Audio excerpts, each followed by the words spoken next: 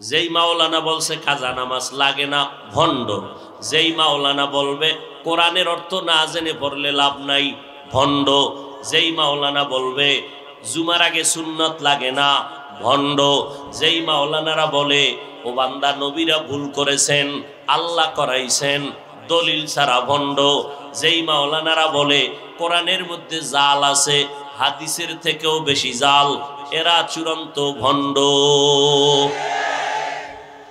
এ কি 50 বছর আগের বয়ান? এই ইদানিং খবর, এই সব তাজা খবরগুলো শুনাইতেছি। কি বয়ান শুনবেন? আজকে যারা ফজর পড়েন নাই, জহুর পড়েন নাই, আসর পড়েন নাই, মাগরিব পড়েন নাই, এশার নামাজও এরকম আশেকের রসুল এখানে নাই। আবার বাসায় গিয়া বয়ান শেষ, মোনাজাত হয়ে যাবে আর 5-10 মিনিটে আপনি বের হইয়া ঘরে যাইয়া না কোরআন পড়বেন, গজবের মোবাইল নিয়ে বসে যাবেন, না মাইয়া ফলারে সময় দিবেন, না স্ত্রীকে দিবেন, বিছানায় শুয়ে শুয়ে মোবাইলের মোরাকাবা, হঠাৎ করে ঘুম আসবে, চিৎপটাং হয়ে যাবেন, ফজরের আজান কখন হলো খবর নাই। আর যেই বান্দারা আর একটু আপডেটের, এরা যাইবে রাস্তায়, টেবিল দিয়া রাস্তা বাস ফালাইয়া বন্ধ করে, ওর কলিজার বন্ধুরা সব কাতারে খেলা করে, ওই খেলা দেখবে। আমি হুজুর গাড়ি নিয়ে গেলে রাস্তা আটকাইছো কেন? তোর আব্বার নি কয় কথা কম, তোমার বাড়ি যাইতে হলে 10 কিলোমিটার ঘুইরা যাও, আমাদের এই কবিরা গুনাহ করার এই রাস্তা বন্ধ করা যাবে না। আসেনি? রাস্তা বন্ধ করে উম্মতের পথ চলা বন্ধ করে কোনো কাজ করা হারাম, ইসলাম সমর্থন করে না। হারাম কে বুঝবে? হ্যাঁ, যেই লোকটা 24 ঘন্টা হারামের পর্দার ভিতরে আছে, রে হারামের বয়ান করলে কি না করলে কি? ওই এক চোরায় মদ খায়, মদ তো মোষগুলো খুব বড়, মোষ এখন উঁচু করে এরপরে মদের বোতল ভিতরে ঢুকায় খুব খাইতেছে। একজনে কয় মোচ উঁচু করে এরকম কষ্ট করো কেন? কয় হুজুরেরা ফতুয়া দিছে মোষ ভিজলে মাকরু হবে। পান করে কি? মদ। সে মাকরু থেকে মোষ আলগি দিয়া এরপরে মদ পান করে। আমাদের মুসলমানের অবস্থা কি এমন? কেমন? নামাজ না পড়লেও ইমান ঠিক, নামাজ না পড়লেও ইমান ঠিক। এই লোকটারে ইমানের বয়ান করলে কিভাবে অন্তরে ঢুকবে আল্লাহই ভালো জানে। যেই মানুষটা মনে করে আমরা নামাজ না পড়লেও হুজুরগো থেকে ভালো, তাহলে ওই লোকটার অন্তরে হুজুরদের বয়ান ঢুকবে না, কারণ হুজুরদের প্রতি ওর শ্রদ্ধা নাই। কারণ নিজে মনে করে আমি নামাজ না পড়লে আমি হুজুরগো থেকে ভালো, তাহলে হুজুরদের বয়ান ওর অন্তরে ঢুকবে।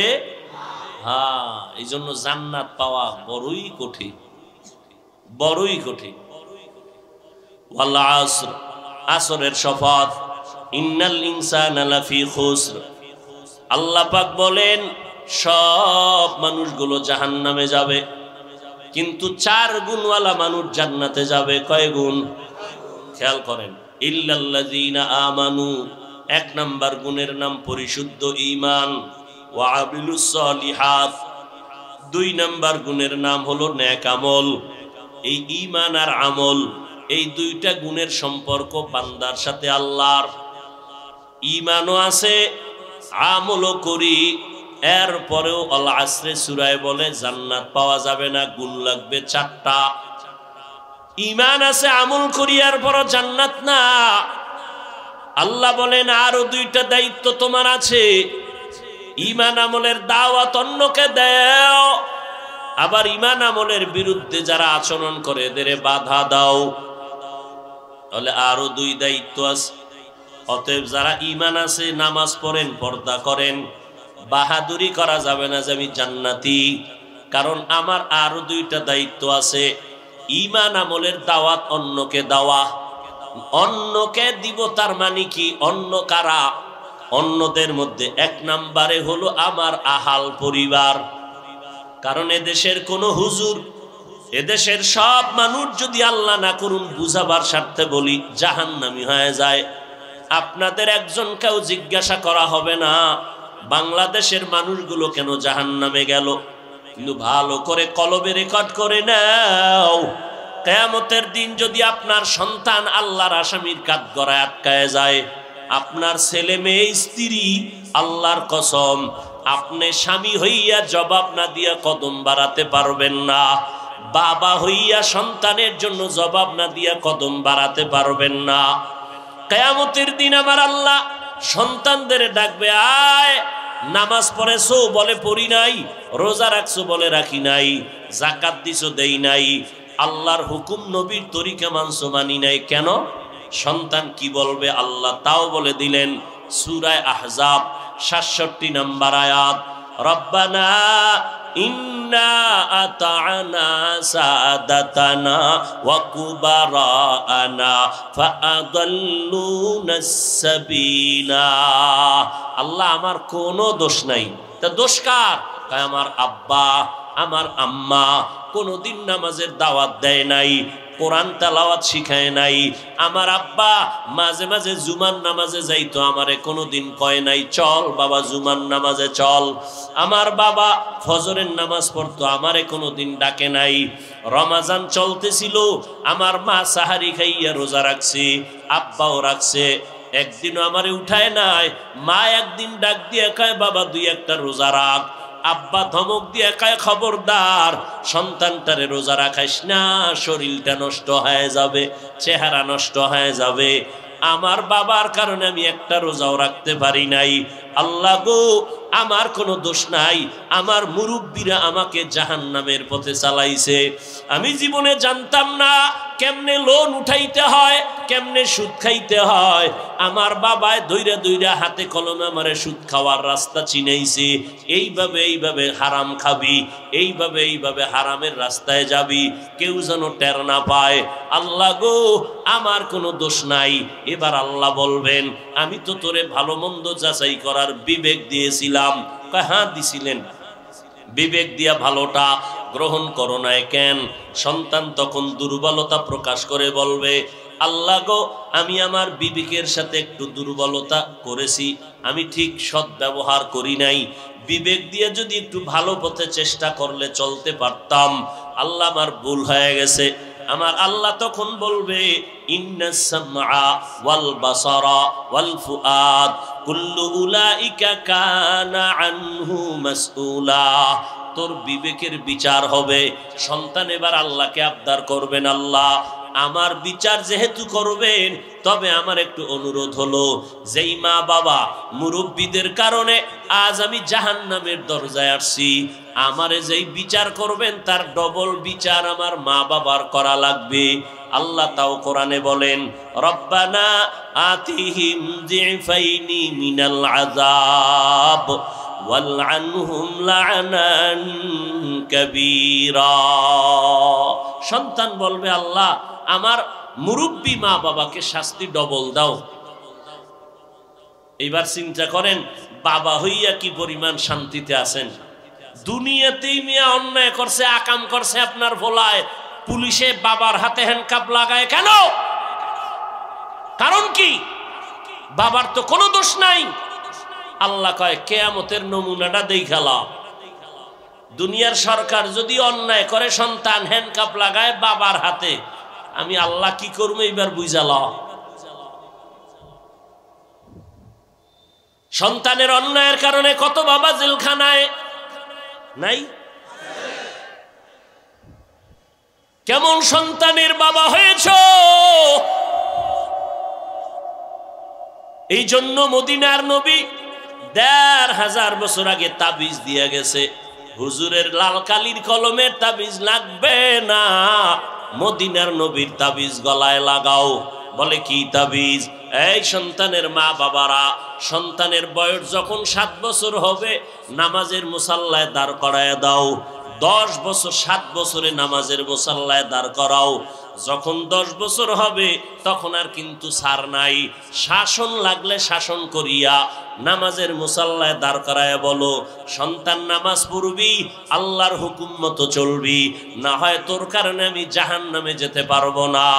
এ সন্তান এইভাবে যদি কন্ট্রোল করো জীবনভর সন্তান মা বাবার খেদমত করবে। অল্প বয়স থেকে যদি কন্ট্রোলে না নাও বড় হয়ে গেলে আর কন্ট্রোলে রাখা যাবে না। ছাইরে দিছে কত বাপ আবেগে খালি উতলাইয়া ভরে, টাকা পয়সা বাহাদুরিতে এখন খালি আবেগ। মাইয়েরে কয় তোর নামে ফ্ল্যাট, ছেলেরে কয় তোর নামে জমিনটা দিয়া দিলাম, 5 কাঠার জমিন, কোনা বাড়ি কোনা পাড়ায় আছে, তোর নামে দিলাম। সব গোপনে গোপনে আকামগুলো করে বয়ে বয়ে। আব্বাজান করেনি? পরে জুতার বাড়িটা কেমনে খায় বিছনায় ভইরা মরার আগে। মাইয়াও খবর লয় না, ছেলেও খবর নেয় না, তলে তলে যে আকাম করছে। মাইয়াডারে বিয়া দিল যৌতুক দিয়া, পোলাডারে বিয়া করাইলো যৌতুক খাইয়া। এই সংসারে আল্লাহওয়ালা সন্তান আইব তো ডাকাত আইব, ডাকাত জবাই করতে। আর মাইয়া কেমন? কয় ডানা কাটা ভরি। কি ডানা কাটা ভরি? 1001 খান ডানা কাটা ভরি বিয়া কইরা আনছে ঘরে। ঘরে আইসা ডানা কাটা ভরি ডানা কাটাই শুরু করলো।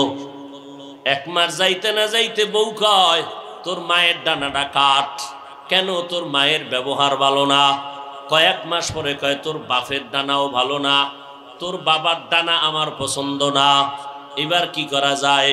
কয় তাড়াতাড়ি চল, ঢাকার ভিতরে আলাদা ফ্ল্যাট লও। তোর মা বাবার সামনে আমি থাকতে পারি না, তোর মা বাবার ডানা কেটে চল। এইবার স্বামী যেহেতু গোলাম হইয়া আইনছে এই মহিলারে, কারণ ওই মহিলার বাবার টাকা খাইয়া আনছে, এখন গরম কথাও বলতে পারে না। ঢাকা গিয়া ফ্ল্যাট লইল, ফ্ল্যাটের মধ্যে থাকিয়া এইবার কয় কামাই রুজি কইরা আমারে দাও। স্বামী কামাই রুজি করে দেয়, স্ত্রী টাকা নিয়ে অন্য অন্য পার্কে দৌড়ায়। কিছুদিন পর স্ত্রী ডাক দিয়া কয় তোর বাবার ডানা কাটলাম, তোর মায়েরটা কাটলাম, এইবার দেখলাম তোর ডানাটাও ভালো না। এ তোর ডানা ভালো না, তোর ব্যবহার ভালো না। কয়েকদিন ঘুরাইয়া আদা জল খাওয়াইয়া অন্য রাস্তায় হিজরত করে দৌড়ায় যায়। ডানা কাটা ভরি তো ডানাই কাটবে, এটা তো তার চরিত্রই। ডানা কাটা ভরি আনছেন, ডানা কাটবো না? গাধার মতো স্বামী কাজ করে, কষ্ট করে করে করে করে স্বামী এত কামাই করে কেন? নিজে খাওয়ার জন্য না। কোন স্বামী রাত নাই দিন নাই কষ্ট করে কামাই রুজি নিজে খাওয়ার জন্য কোন স্বামী করে না। সব সন্তানের জন্য, পরিবারের জন্য। কিন্তু এরা কেমন গাদ্দার! এই ছেলেরা বাবার পকেটের টাকা চুরি করে কেন? এমবি কেনা লাগবে মোবাইলে। বাবার টাকা চুরি করে, মায়েরটা করে। ভালো করে শুনো, বাবা যদি কোটি টাকা কামাই করে আর ওই বাবার পকেট থেকে টাকা সরায় নাও, জীবনে ওই কামাই রুজির মধ্যে বরকত হবে না। বরং সন্তানের তো মনে রাখা দরকার, বাবায় গাদার মতো কষ্ট করিয়া কামাই করে এই টাকা নিয়ে বাবায় কবরে যাবে না। বাবায় মরে গেলে সম্পদ হবে সব আমাদের। স্বামী স্ত্রী যদি চিন্তা করে স্বামীর সম্পদ আমি স্ত্রীর, আমার স্বামীর না, মরে গেলে সব আমার, তাহলে ওই স্ত্রী কোনোদিন স্বামীর টাকা অন্যায়ভাবে খরচ করতে পারত না। আল্লাহ হেদায়াত দান করুন। আরো জোরে বলেন হায় হায় হায় হায়। কি বয়ান শোনাবো বলেন?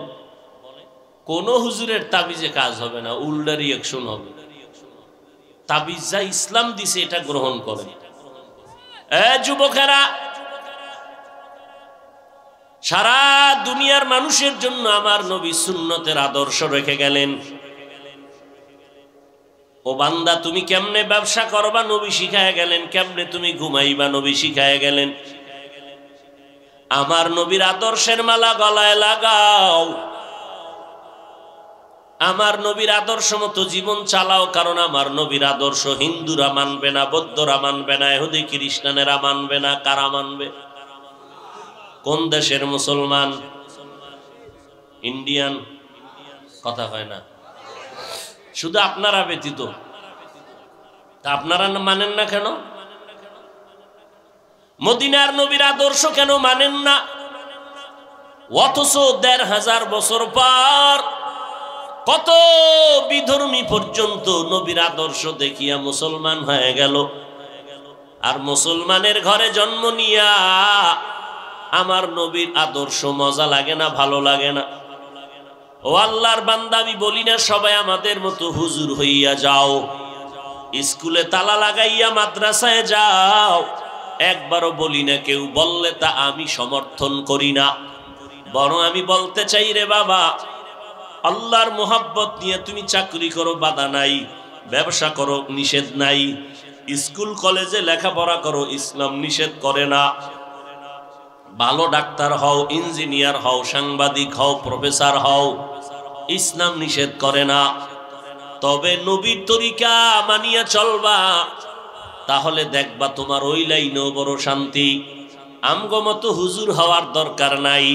এই যুবকেরা, একটু নজর লাগায় দেখ, তোমার মতো যুবক জীবনে মাদ্রাসায় পড়ে নাই, আলিফ বা তাও জানে না, স্কুল কলেজে পড়িয়া 5 বেলার নামাজ পড়নেওয়ালা ছাত্র ছাত্রী স্কুল কলেজের আছে না নাই? কেমনে কইলে তোমার লাজ হবে বলো তো? কেমনে কইলে তোমার লজ্জা হবে যে তোমার ক্লাসের ছাত্র নামাজ পড়ে, তুমি কেন পড়ো না? তোমার মতো যুবক জীবনে আমাদের লাইনে আসে নাই, অথচ আজকে র্যাব, আর্মি, পুলিশ, বিডিআর এর চাকরি করে, 5 বেলার নামাজ পড়ে, 1 বেলার নামাজও বাদ দেয় না। আল্লাহ বিবেক দিছে, বিবেকের সাথে বেঈমানি করিস না রে ভাই। নিজের বিবেকটাকে জিজ্ঞাসা করো, র্যাব, আর্মি, পুলিশের চাকরিজীবীরা নামাজ পড়তে পারলে তুমি কেন পারবা না? যদিও সংখ্যায় কম, আর জান্নাতে তো সংখ্যায় কম লোক যাবে, বেশি লোক জান্নাতে যাবে না। তোমার মতো সন্তান কোটি টাকার ব্যবসা করে 1 টাকাও হারাম খায় না, নামাজ বাদ দেয় না, বলো বাবা তুমি কেন পারবা না? তোমার মতো সন্তান নজর করে দেখো, ডাক্তার, ইঞ্জিনিয়ার, প্রফেসর, উকিল, barrister, OC, DC, SP, IG, chairman, member, MP, মন্ত্রী, 5 বেলার নামাজ পড়নেওয়ালা কি নাই? বলো বাবা তুমি কেন পারবা না? ওলামায়ে কেরামের কথা কি মিথ্যা মনে করেছো? এটাও আমি মেনে নিলাম, মিথ্যা মনে করলেও তুমি ঠিক আছে, আলেমদেরকে বাদ দাও। আমার মাওলার কোরআন তো সত্য। এখন তো বাংলা ভাষায় কোরআনের তরজমা আছে না নাই? লাইব্রেরির থেকে কিনা তোমার টাকা নষ্ট করার দরকার নাই। তুমি যেই গজবের মোবাইল নিয়ে সারা রাত মোরাকাবা করো, ওই মোবাইলে আজকে বাসায় গিয়ে ডাউনলোড করো, বাংলা কোরআন লিখে সার্চ দাও, এরপরে 30 পারা কোরআন আসবে, ডাউনলোড করে নাও। এরপরে তুমি কোরআনের মাঝে মাঝে একটু সূরাগুলো তরজমা দেখবা বাংলায়। ওয়াইলুল লিকুল্লি হুমাজাতিল লুমাজা আল্লাযী জামাআ মালান ওয়া আদ্দাদা ইয়াহসাবু আন্না মালাহু আখলাদা আল কারিআতু মাল কারিআহ ওয়া মা আদরাকা মাল কারিআহ। আসেনি? পুরা কোরআন পড়ার দরকার নাই, তোমার সময় নেই, শেষে আমও যাইব, সালাও যাইব। তুমি শুধু ছোট ছোট সূরার তরজমাটা পড়ো, আজকে একটা পড়ো, কালকে আরেকটা, নয় আরেকদিন আরেকটা। ইজা জুলজিলাতিল আরদু জিলজালাহা ওয়া আখরাজাতিল আরদু আসকালাহা ওয়া কালাল ইনসানু মা লাহা আরাআইতাল্লাযী ইউকাযযিবু বিদ্দীন ফাযালিকাল্লাযী ইয়াদউল ইয়াতীম ওয়া লা ইয়াহুদ্দু আলা তাআমিল মিসকিন। আছে না নাই? আলহাকুমুত তাকাসুরু হাত্তা যুরতুমুল মাকাবির কাল্লা সাউফা তা'লামুনা সুম্মা কাল্লা সাউফা তা'লামুন। এগুলো সব জাহান্নামের বয়ান।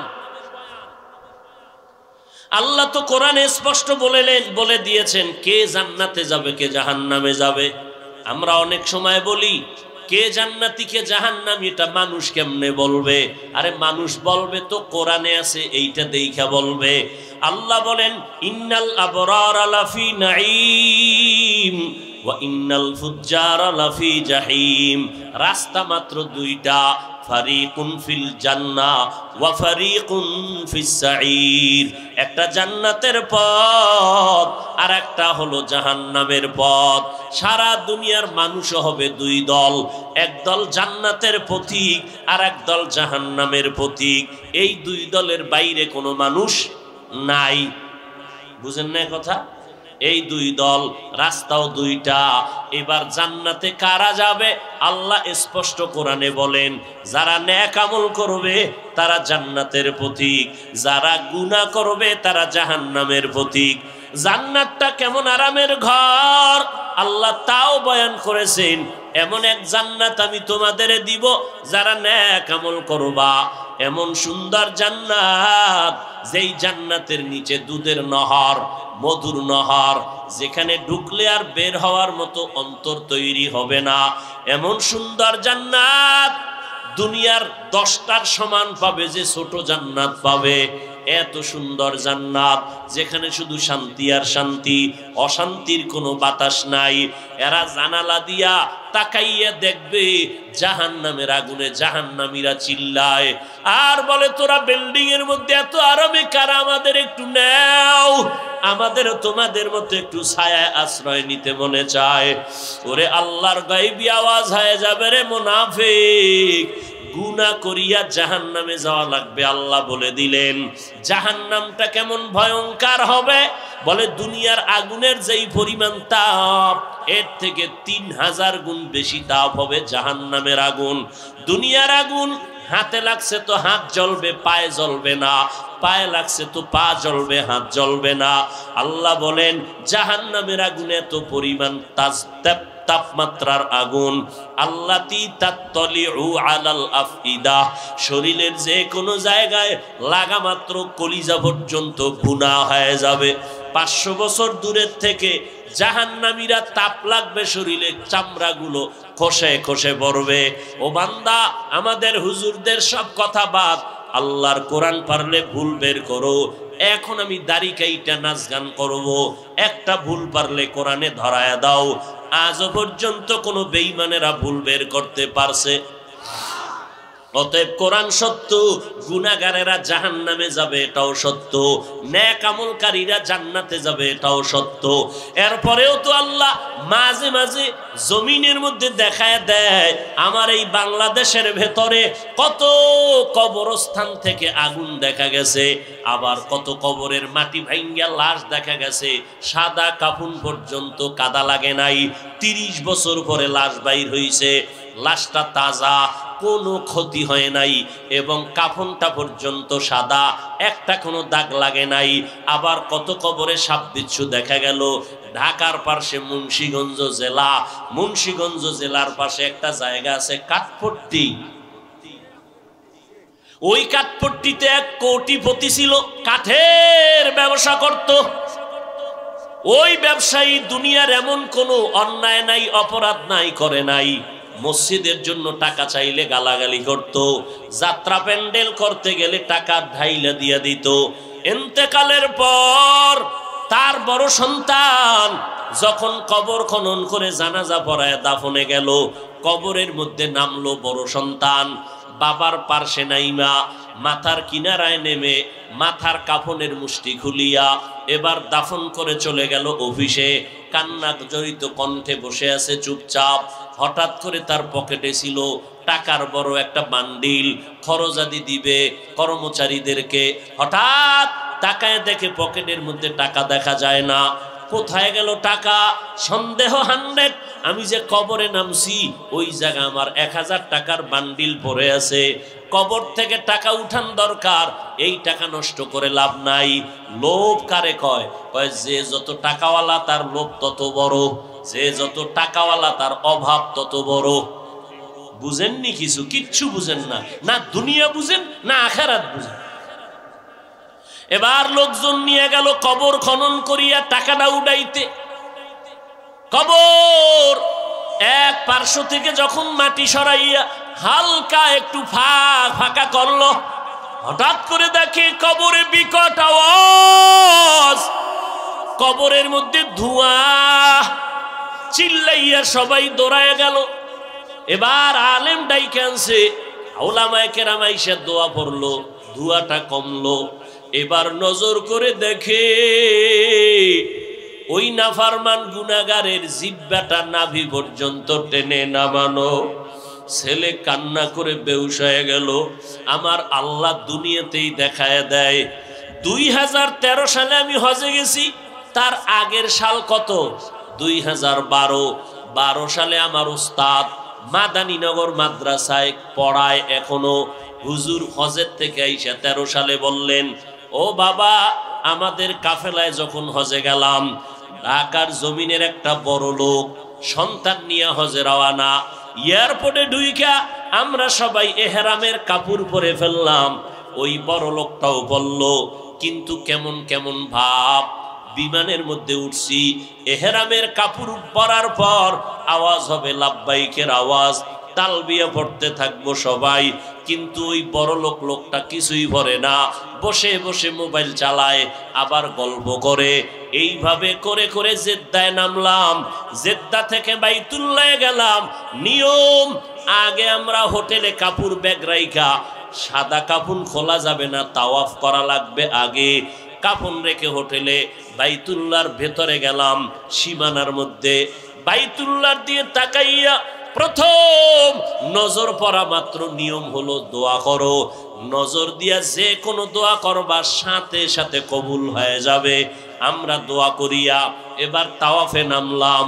আল্লাহর কুদরত, ওই বড় লোকটাও আমাদের সাথে নামলো। কাবার কাছাকাছি যাওয়া মাত্র একটা দৌড় দিল, দৌড়াইয়া বের হয়ে গেল। সন্তান আর মুআল্লিম দৌড়াইয়া আনলো, দৌড়ে আমার ঢুকায়। কাবার কাছে আসলে দৌড়াইয়া পালায়া যায়। এবার সবাই দৌড়া কয়, হাজী সাহেব আপনার কি হালাত? কয়, কেমন বুঝি না, আমি বাইতুল্লাহর কিনারায় গেলে জানি কে যেন আমারে ছুরি দিয়া তাড়ায়া দেয়, আমারে ওখানে দাঁড়াইতেই দেয় না। এইভাবে আর বাইতুল্লাহর গিলাফও ধরতে পারলো না। মিনা মুজদালিফায় কোনো আমল করতেই পারলো না। গেল মদিনা শরীফে, নবীজির রওজার কিনারায় আমরা ঢুকলাম, সালাম কালাম কান্নাকাটি করলাম। ওই বান্দা নবীর রওজার কিনারায় যখন যায়, একটা দৌড় দিয়া বের হয়ে যায়। এই মদিনার যতদিন ছিলাম একবারও নবীর রওজায় যেতে পারলো না। হজ না করিয়া ফেরত দেশে চলে আসলো। কপাল বড় খারাপ, হজ নসিবে আর হলো না। আল্লাহ তো দুনিয়াতে দেখায় অন্যায় করবি কত, একটা সীমানা দিয়ে দিছি বান্দা, এই সীমানা যদি পারায় যাও, মরার আগেই তোর উপরে লানত শুরু, মরার পরেরটা আগেই পেয়ে যাবি যদি সীমা লঙ্ঘন করো। এরে নবীর উম্মত, কয়টা শুনামু? আমার এক পরিচিত টাকাওয়ালা, কুমিল্লা এলাকায় বাড়ি, গাজীপুরে থাকতো, ধানমন্ডি বাসা, গাজীপুরে তার 14 তলা বিল্ডিং। হঠাৎ খবর পাইলাম আমার ওই পরিচিত লোকটা দুনিয়ার থেকে মারা গেল। কেমনে খবর নিলাম? আগুনে পুড়ছে। কিভাবে? রাত্র 12টার পর তার নিজের, কয়তলা বললাম, 14 তলা বিল্ডিং এর 11তম তালায় তারা আগুন লাগছে। 11তম তালায় আগুন, মালিকও ছিল, সব পুড়িয়া গেল। পত্রিকায় আসছিল। আমি গোপনে খবর নিলাম বিষয়টা কি। কেন গোপনে নিলাম? যে 11তম তালায় আগুন লাগছে, 11তম তালা পুরিয়া মানুষ শেষ, 14 তালার উপরে কোনো ক্ষতি হয় নাই, 11-র নিচেও কোনো ক্ষতি হয়নি। বিষয়টা কি? খবর নিলাম গোপন ভাবে, ওর বন্ধুর মাধ্যমে। কইল, হুজুর এটি বলা যাবে না, রাত্র 1টায় 11তম তালার মধ্যে মদের আড্ডা আর নাচ গান চলতেছিল। এই কারণে এমন ভাবে বিড়ি পান করতেছিল, আরো কত আকাম চলছিল। 11তম তালায় আগুন লাগছে, উপরেও কিছু হয় নাই, নিচেও কিছু হয় নাই, মালিক শুদ্ধা মরে গেল। এই বিল্ডিং এর মালিকেরা বাহাদুরি করি ওনারে বাবা, কত ভাড়াটিয়া চায় ফজরের নামাজটা মসজিদে পড়বে, মালিক গেটের চাবি দেয় না। তুই বিল্ডিং এর তলে হইরে মরবি, দোয়া করুম। নিমক হারাম, আল্লাহর দুশ্মন। নামাজি মানুষ বিল্ডিং এ ভাড়া রাখতে চায় না, এরকমও কুলাঙ্গার আছে না নাই? অথচ ঘরের মধ্যে তুমি বেপর্দা রাখিও না, গুনাহ গুনাহ গুনাহ। একজন নামাজি বান্দা তোমার বিল্ডিং এ ভাড়া, ও নামাজ পড়বে, কোরআন পড়বে, দোয়া করবে। বিল্ডিং এর মেয়াদ যদি ইঞ্জিনিয়ার তোমার 100 বছর দেয়, আল্লাহর কুদরতে আরো 500 বছর বিল্ডিং জিন্দা থাকবে নেক আমলের বরকতে। বাসার মালিকের পানির অভাব নাই, ভাড়াটিয়ারা পানি পায় না, আমরা কেউ নাই। ওরে আল্লাহর বান্দা, এগুলো কিন্তু কারে দোষ দিবেন? সরকারের। এমন ফিডা দরকার যেটি কয় না সব সরকারের অন্যায়, ইচ্ছা রকম ফিডাইতে যদি পারতাম তো ক্ষমতা তো আর আমার হাতে নেই। সরকারের দোষ দাও কেন? তুই আকাম কম করনি, তোমার আকামের ফলাফল যে কি হবে এটা বুঝো না কেন? তোমার অপরাধের কারণে তোমার সন্তানেরা কষ্ট পায়। নাবালেগ সন্তান, কোনো গুনাহ আছে? এরপরও নাবালেগ সন্তানের ব্রেন সমস্যা কেন, কিডনি সমস্যা কেন, হার্ট সমস্যা কেন, এরপরে নিউমোনিয়া কেন, এত অসুবিধা কেন? সন্তানের অপরাধ আছে। বাবার অন্যায়ের কারণে সন্তান ভুগতেছে, মা ভুগতেছে, ঘরের মালিকের অন্যায়ের কারণে সন্তানেরা কষ্ট পায়। যাহারাল ফাসাদু ফিল বাররি ওয়াল বাহরি বিমা কাসাবাত আইদিন নাস।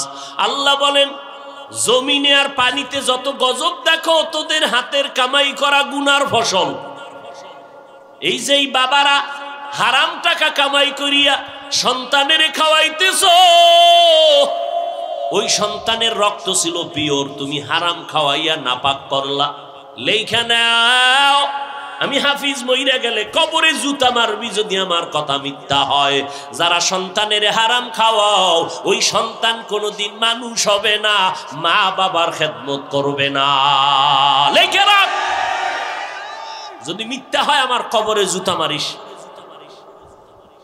ঢাকা বাড্ডা থানা, বাড্ডা চিনেন না? বাড্ডা এই ব্রিজের ওপার না, ব্রিজের ওপার বলে। বাড্ডা থানায় কয়েক মাস আগে, এই যারা ফেসবুকের গোলামি করো দেখছো না, কয়েক মাস আগে বাবায় মারা গেল, দুইটা বড় বড় আজদাহা ছেলেরাইগা। বাবার লাশটা ফালায় রাখছে, 24 ঘন্টা লাশ দাফনের কেউ নাই। সন্তানেরা বাবার টাকা নিয়ে দুই ভাই ঝগড়া করলো। এমন কুলাঙ্গার জন্ম দিয়া কি লাভ, আর এমন কুলাঙ্গার সন্তানের বাবা দাবি করে কি লাভ? এই জন্য আম্মা জানদের বলবো, আসেনি মায়েরা? হ্যাঁ, এরে আম্মা জান, আল্লাহ তাআলা আপনাদের এত সম্মান দান করেছেন। আপনারা নবীদের মা, সাহাবায়ে কেরামের মা, আউলিয়ায়ে কেরামের মা, বড় বড় বড় বড় আদর্শ সন্তানের মা। আপনারা খাদিজা রাদিয়াল্লাহু আনহার মতো নারী, ফাতেমা রাদিয়াল্লাহু আনহার মতো নারী, আয়েশা রাদিয়াল্লাহু আনহার মতো নারী। এরে আম্মা জান, এত সম্মান আল্লাহ দান করেছেন, মনে কি চায় না একটা ভালো সন্তানের মা হইয়া কবরে যাবেন? সন্তানের ডাক্তার বানাবেন, তবে দাবি এতটুকু, বেয়াদব বানাবেন না। সন্তানের ইঞ্জিনিয়ার বানাবেন, তবে বেয়াদব বানাবেন না। আম্মা জান বলতে পারেন, হুজুর আমি মার দোষ কি? সন্তান তো উল্টা পাল্টা পথে চলে, আমি মাকে তো মানে না, আমি মায়ের খেদমত করে না। আম্মা জান, ইমাম গজালি বিশ্ববরেণ্য দার্শনিক, তিনি বলেন প্রত্যেকটা সন্তানের জন্য মা হইল তার প্রাথমিক শিক্ষিকা। আব্বাকে বলে না কেন? সন্তান বাবার তুলনায় মাকে ফলো করে বেশি, সন্তান বাবার তুলনায় মায়ের কাছে সময় কাটায়, এই জন্য মায়ের ভূমিকা থাকতে হবে বেশি। আম্মা জান, মদিনার নবী বলেন, আদ-দুনিয়া কুল্লুহা মাতা, আখাইরু মাতা'id দুনিয়া আল ইমরাআতুস সালিহা। দুনিয়ার সব হলো সম্পদ, এর মধ্যে উৎকৃষ্ট সম্পদ হলো পর্দাশীলা নারী, নেককারিনী মহিলা। গাছ ভালো তো ফল ভালো, একটা স্বামী নামাজ পড়ে না, গাঞ্জা খায়, মদ খায়, গুনার কাজ করে, একটা স্ত্রী যদি আল্লাহওয়ালা হয়, ওই স্বামীকে কন্ট্রোল করা অতি সহজ। কিন্তু একটা স্বামী আল্লাহওয়ালা, স্ত্রী উল্টা পাল্টা, এই স্ত্রীকে কন্ট্রোল করা বড় কঠিন। আল্লাহ হেদায়াত দান করুন। এরে আম্মা জান, আর একটা কথা মনে রাখেন, আব্বা আম্মারা সবাই, আপনি দুনিয়াতে জীবনে যত আকাম করছেন, এইটা আপনার সন্তানেরা জীবনেও যদি না জানে, তওবা যদি না করেন, তাই সন্তানের ভিতরে অটোমেটিক ওই চরিত্র ঢুকে যাবে। এটা মনে রাখেন আব্বা আম্মারা। এক বাবায় সন্তান বড় হয়েছে, মনে করেন 4-5 বছর, বাচ্চা ধরেন, এটারে নিয়ে হাত ধরে গেছে কোনাপাড়া ফলের দোকানে। কোথায়? বাচ্চায় যাইয়া হাত দিয়া ফল ধরিয়া মুখে নিয়ে নিস। বাবার ইজ্জতটা নষ্ট হইল না? বাবায় কেনাকাটি বাদ দিয়া ক্ষমা চাইয়া দোকানওয়ালার কাছে, ভাই মাপ চাই, চলেন পরে আসবো। সন্তানের নিয়ে বাড়ি গেছে। এবার ডাকছে, ম্যাডাম রে এদিকে। আমার জীবনে কোনোদিন আমি কারো হক নষ্ট করি নাই, আমার বিশ্বাস 100। কারো জিনিস আমি না জিগাইয়া ধরি নাই, নষ্ট করি নাই। আমার সন্তান আজকে ফলের দোকানে গিয়া না জিগাইয়া ফল দইরা মুখে দিল কেন? কিতাবের ঘটনা। স্ত্রীরে কয়, তুমি হিসাব করে বাইর করো, তুমি একামটা করছো নি জীবনে? স্ত্রী কয়, না আমিও করি নাই। না তুই নাইলে আমি করছি, নাইলে শিশু বাচ্চাই অন্যায় করবে না। খুঁজতে খুঁজতে খুঁজতে খুঁজতে পাওয়া গেল, হ্যাঁ মা। মা একদিন বাবার ঘরে থাকতে পাশের বাড়ির গাছের ফল ছিঁড়ছিল, ফল ছিঁড়ে খাইছিল। মনে পড়ছে এই অবস্থাটা সন্তানের মধ্যে ঢুকে গেছে। কোন মোনাজাতে কাম হইব না, নিজের আদর্শকে সুন্দর করা দরকার। এই যে এতক্ষণ বয়ান শুনাইলাম, কি বুঝলেন? যে আমরা সব হুজুরেরা জান্নাতি আর আপনারা জাহান্নামী। কি এতক্ষণ বয়ান কইরা কি বুঝাইলাম? যে ফাগরি ভরা লাগবে, টুপি ভরা লাগবে, দাড়ি লম্বা করা লাগবে, 24 ঘন্টা তসবিহ রাখা লাগবে, নাইলে জান্নাত নাই। এইটা বুঝাইছি। আপনি স্কুলে পড়েন, কলেজে পড়েন, চাকরি করেন, ব্যবসা করেন, ধন্যবাদ, কাম করবেন রসুলের হুকুম মতো 5 বেলার নামাজ। এরপরে উদাহরণ দিলাম আপনার পাশের জাতিকে, আমার হুজুর না, আপনার সাথের বন্ধু নামাজ পড়ে, আপনি কেন পারবেন না? ঘরের মধ্যে বহু নারী এখনো আছে যারা 5 বেলার নামাজ পড়ে, তাহাজ্জুদও পড়ে। নাই এরকম নারী এই এলাকায় নাই? এরা কিন্তু কোন আল্লাহওয়ালার বউ না। স্বামী নামাজ পড়ে না, স্ত্রী 5 ওয়াক্ত নামাজি, নফল রোজা রাখে, আর স্বামী বেচারা ফরজও রাখে না। এই জন্য আল্লাহ বললেন সব মানুষ জাহান্নামে যাবে, 4 গুণ আলা মানুষ জান্নাতে। 1 নাম্বার গুণ ঈমান, দ্বিতীয় গুণের নাম নেক আমল। মাত্র 2টা, ঈমানও আছে আমলও করতেছেন, জান্নাত রেডি না আরো 2টা বাকি? অন্যকে দাওয়াত দেও, যারা মানে না তাদেরকে অন্যায় করলে বাধা প্রদান করো। নিজে গান শুনি না এতটুকু হবে না, যারা গান শুনে গান বন্ধ করো। সন্তান গানের তার কানে লাগাইয়া ঘুমায়, আজরাইল আইসা যদি দেখে তোর গানে কানের মধ্যে হিন্দি গানের তাল লাগানো, কেমন ফিডা শুরু হয়ে যাবে মরার সময়। এই জান কবজের সময় কিন্তু ফিডা ফিডি, সোজা পাও বাঁকা হয়ে যায় গুনার কারণে। এরে আল্লাহর বান্দা, কয়দিন আর বাহাদুরি করবা? কই আমি বড় বক্তা, তুমি শ্রোতা, তুমি বড় ডাক্তার, আমি রুগী। এই বাহাদুরি আজরাইল আসা পর্যন্ত ঠিক আছে। আজরাইল আইসা যখন টান দিবে, সাদা কাফনে যেদিন ঢুকবো, ওই দিন সবার বাহাদুরি বন্ধ। আমার কাফনে কি লেখা থাকবে? বড় হুজুরের লাশ। কি কে ধনী, কে গরিব, কে ইঞ্জিনিয়ার, কে মূর্খ, কোনো ভেদাভেদ নাই, সব লাশ সমান। কাফন 3টা, ডাক্তারের কাফনটা একটু কালার আলাদা, রিক্সা ড্রাইভারের কাফনের কালার যেমন, কোটিপতির কাফনের কালারও তার কবরটা যেই পরিমাণ, ধনী লোকের কবরও সেই পরিমাণ। ধনী মানুষের টাকার গরমে একটা কাফন বাড়াইয়াও দিবে না, রিক্সা ড্রাইভারের গরিব হওয়ার কারণে একটা কাফন কমাইয়াও কেউ দিবে না। তিনটা কথা ঠিক নেই? কিসের বাহাদুরি করেন? এইবার কবরে শোয়াইয়া যখন চলে যাবেন, আমার এখন কবরে ডানে বামে সামনে পেছনে মাটি, কেউ নাই, আমি এখন একা। ওই কবরে এখন আমার কেউ নাই। কই মা, কই টাকা, কই বাড়ি? যমুনা গ্রুপের মালিক গেল কই? কই গেল যমুনার মালিক? কোটি কোটি টাকা দিয়ে কয় ডাক্তার স্পেশাল ফ্লাইটে সিঙ্গাপুরে নিয়ে যাও, কত হাজার কোটি টাকা লাগবে, নাও, আমারে করোনার থেকে বাঁচায় দাও।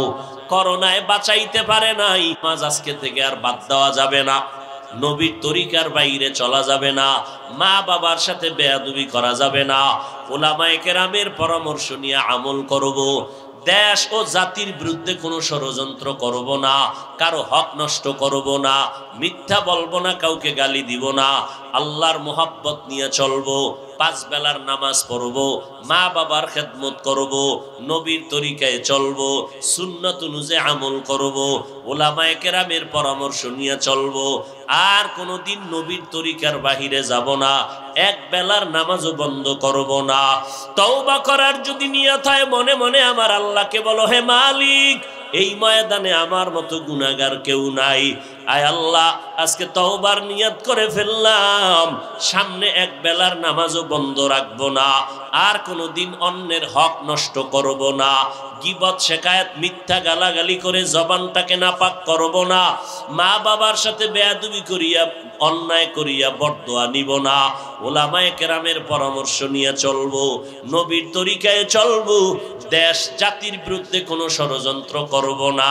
তওবা করার যদি নিয়ত হয়, খাঁটি নিয়ত থাকলে 2টো হাত আমার আল্লাহকে দেখাইয়া দেন, আল্লাহ হাতগুলো কবুল করে নেন, তওবা কবুল করে নেন, তওবার উপরে মজবুত হইয়া চলার মতো তৌফিক দান করেন, আমিন।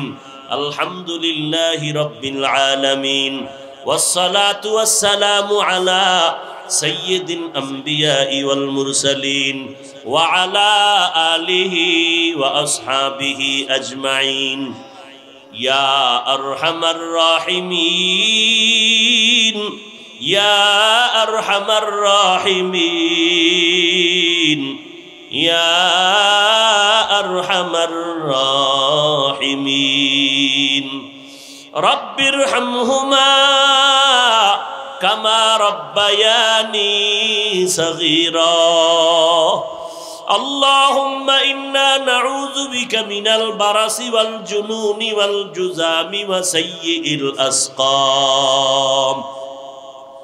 ও দয়ার মালিক, আমরা গুনার বোঝা মাথায় নিয়ে হাত তুলেছি, কত উলামায়ে কেরাম, কত হাজী সাহেব, কত ব্যবসায়ী, কত চাকরিজীবীরা হাত তুলেছে, আমার কলিজার কত যুবক, কত ছাত্র ভাই, পর্দার আড়ালে কত মা বোনেরা হাত তুলেছেন।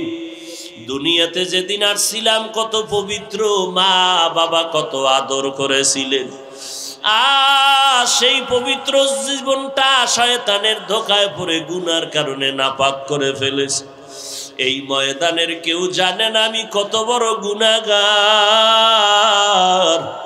আমার আব্বা আম্মা, ভাই বোন, আমার সন্তান, আমার স্ত্রী জানে না জীবনে কত অন্যায় করেছি।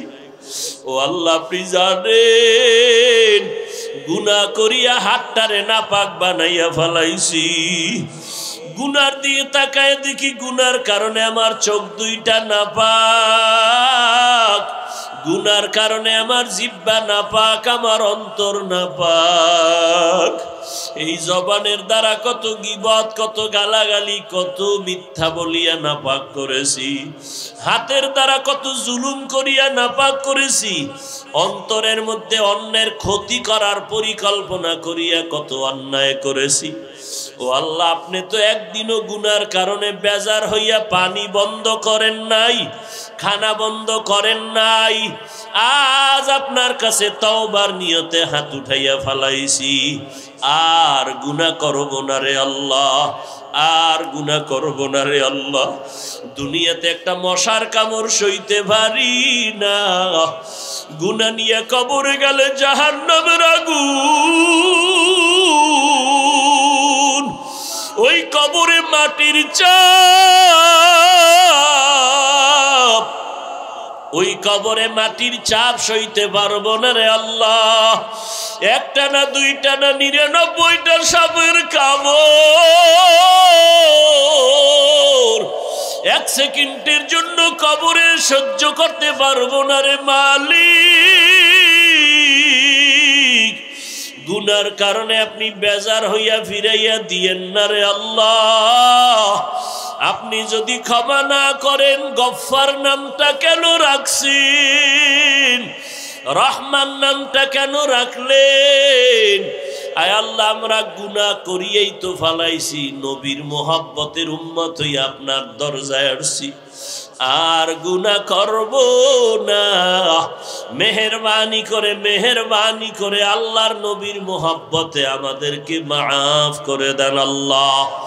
আয় আল্লাহ, দুদিন ব্যাপী মাহফিল কবুল করে নেন, আয়োজনকারী সহযোগিতাকারীদের কবুল করে নেন, এলাকায় শান্তি দান করেন, যারা ব্যবসা করে চাকরি করে বরকতি হালাল রিজিক দান করেন, হারাম থেকে হেফাজত করেন আল্লাহ। আয় আল্লাহ, অভাব দূর করে ঋণ আদায়ের ব্যবস্থা করে দেন, পর্দার আড়ালে মা বোনদের মাফ করে দেন, সন্তানগুলো নেককার বানায় দেন। প্রত্যেক মা বাবাকে আদর্শ নেককার সন্তানের মা বাবা হওয়ার তৌফিক দান করেন।